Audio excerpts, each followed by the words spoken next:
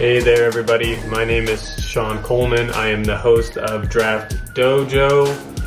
We are here again. We're going to highlight our Thursday night game with the Chiefs and the Chargers. Just want to quickly go through some of the injury updates and then go through some of the DFS lineups that you could be looking at today.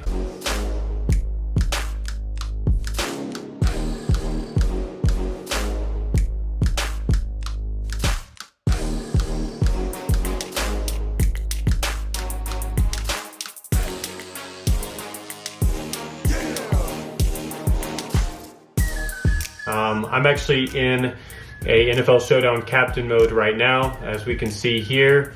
We're going to go through some of these things, but first I wanted to start off and talk a little bit more, just reading through some of the reports as you can see on my screen here. So obviously we know that we are without Keenan Allen tonight, so Mike Williams will be the primary. I think you're obviously going to see Joshua Palmer still be in the mix heavily in comparison to where he was in week one.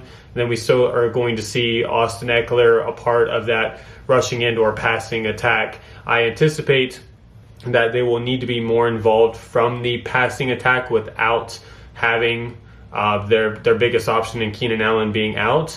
But just looking at where that would actually match up for Kansas City, Jackson is actually questionable to play as well due to the ankle procedure. So Jackson was projected to be limited participant for Tuesday and Wednesday.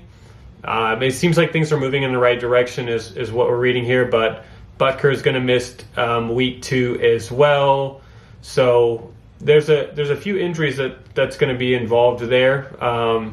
If Jackson is out, which is one of the primary cornerbacks for the Chargers, Donald Parham Jr. also looks like he's going to be out as the tight end option. So we're going to see more Gerald Everett in play. And then Keenan Allen is out. For the Chiefs, it just looks like Harrison Butker is out and guard Trey Smith is out as well. So pretty minimal on the KC side, but for the Chargers, there's definitely some big injuries. So let's just go ahead and go through this $1 million lineup and see if we can get rich tonight.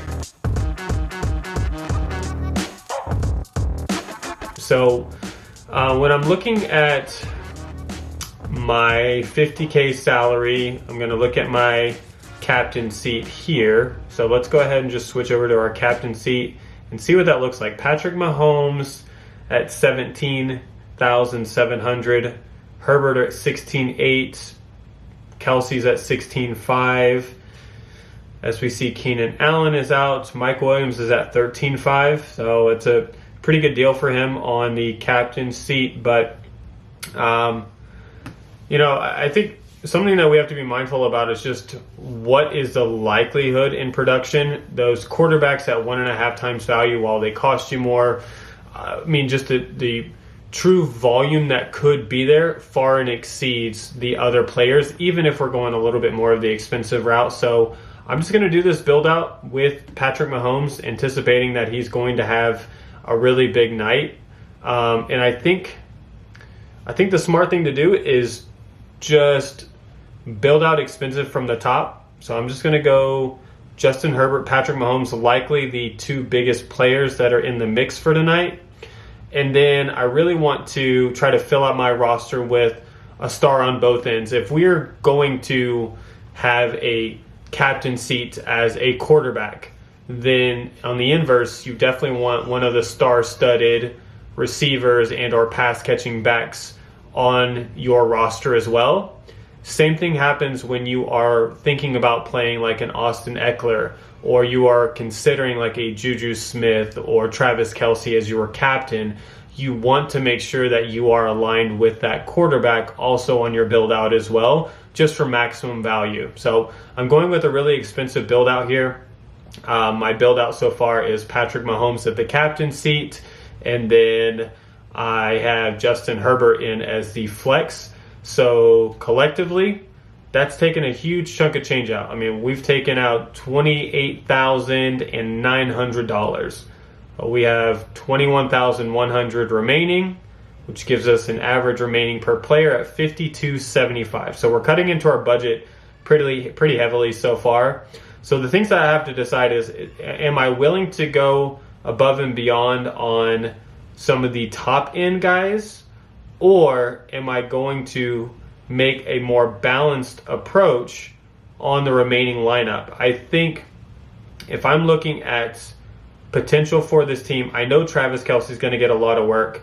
I know Austin Eckler and Mike Williams should theoretically get a healthy amount of volume as well, being that consistent plug. But this should be a shootout game, right? So in a shootout game, your big players will matter, but we've seen Patrick Mahomes last week spread the ball around a ton. Everybody got a consistent amount of work. We had Travis Kelce leading on target share. Juju Smith was second to that. But you still had MVS and you still had McCole Hardman in the mix. So I like that with the Chiefs, I have a few options to pick. With the Chargers, we don't have Keenan Allen there. So primary targets we know will be Mike Williams. He is unmatchable in his size against the Kansas City defense, but you also have to factor in like a Joshua Palmer, who we can get for a little bit cheaper right now, who should factor in as a wide receiver too, if you don't include Austin Eckler.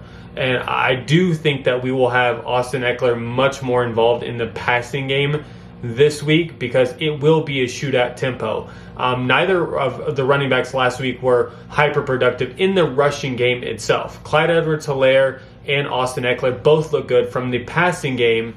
And if we're going into a shootout format, very rarely are we going to see a heavy rushing volume where someone is trying to slow down the game a little bit, especially if those rushers aren't being hyper productive. So I think this one is really just going to be an air it out battle.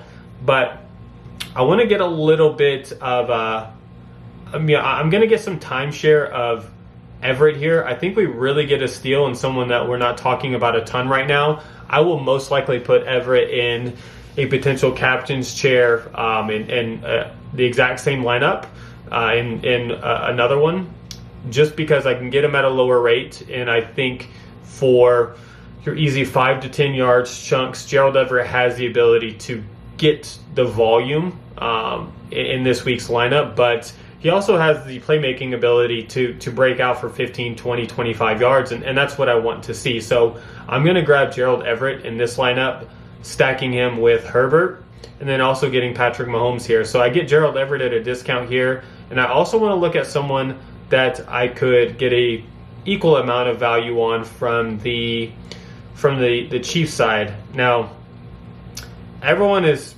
Kelce is on the expensive side at $11,000. Clyde Edwards-Helaire still at $8,600. Juju is there at $8,000, and MVS is there at $8,000, and then MVS is there at $6,400. So, we have $16,300 left. We didn't do any damage by picking up Everett. We actually increased our average per player that is remaining. So I want to take a swing. I think Kelce will definitely get his work in, and we'll always be able to see that. But I'm going to swing for Juju this week. He had a good week last week. I want to see that touchdown this week. That's what I'm really looking for. I think every team at this point is really eyeing Travis Kelce, and it's almost unstoppable. He's almost unstoppable in general, but that's my big focus is going to be who else of value can I get for a high volume, high volume rate. Now I have 4,150 left. I'm going to go ahead and just take a flyer here.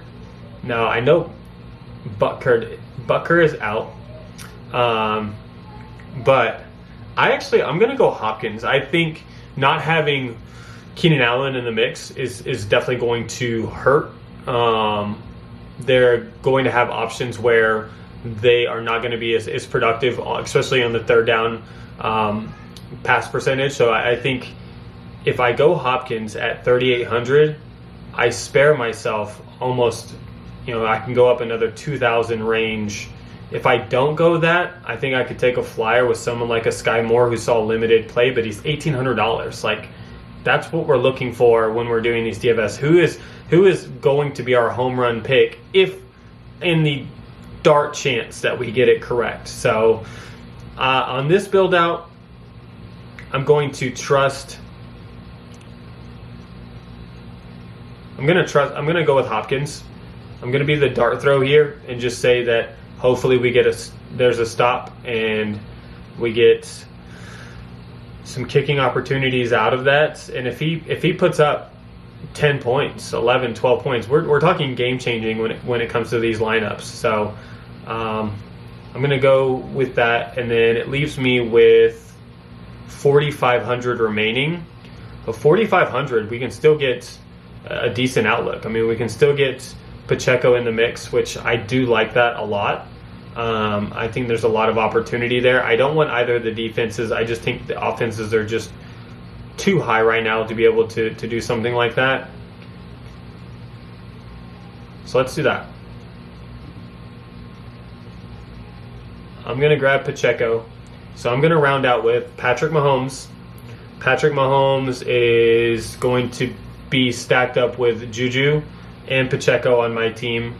Then I have Justin Herbert and the Everett stack on the team as well.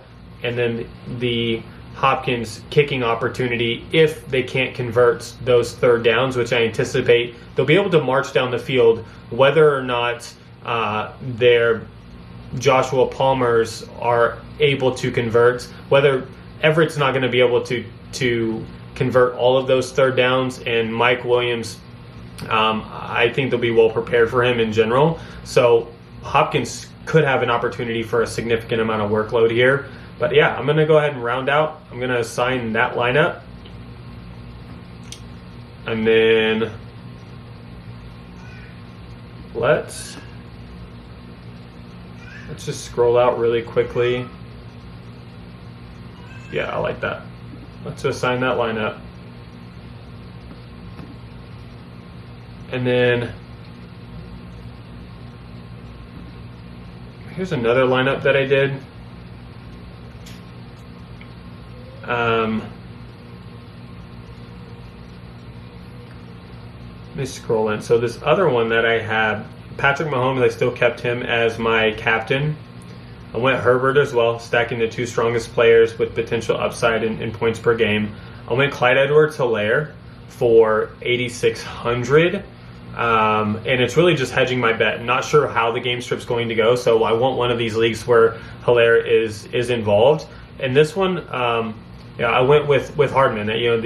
The cost of Juju was too high. The cost of a Travis Kelce is too high. So I went with a guy in Hardman who, leading up to preseason, Patrick Mahomes was saying that is his new version of a Tyreek Hill. We know Hardman is the speedster. We know he's going to get the routes where he's just more on the go. And if he's going to get those go routes and he's going to get those deep balls, Patrick Mahomes can get it there. Mecole Hardman will absolutely be able to produce in those deep plays. And if I look at game one, 3 receptions, 6 targets, only had 16 yards, but he had the touchdown out of that. And so I'll take Mecole Hardman in the sense where he didn't get a lot of the timeshare in the throwing volume, but the game was out of hand. I mean, the game was out of hand by the third quarter, and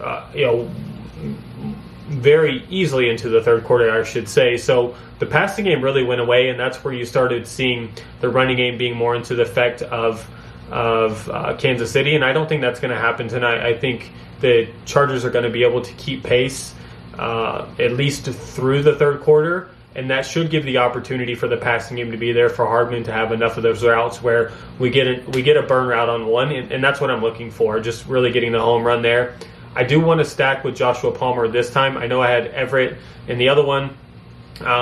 It's going to be one or the other. I don't know which one it's going to be to get that consistent third option workload, but I don't want to go 0 for 2 in either of them. I'm going to hit on one of the two lineups, so I'm going to go Palmer in this one. And then just due to the cost of this lineup, I went Sky Moore. He's going to be a flyer for me. He didn't get a lot of opportunities last week, but it's a who knows gamble. If I get him at $1,800, he scored 4 last week.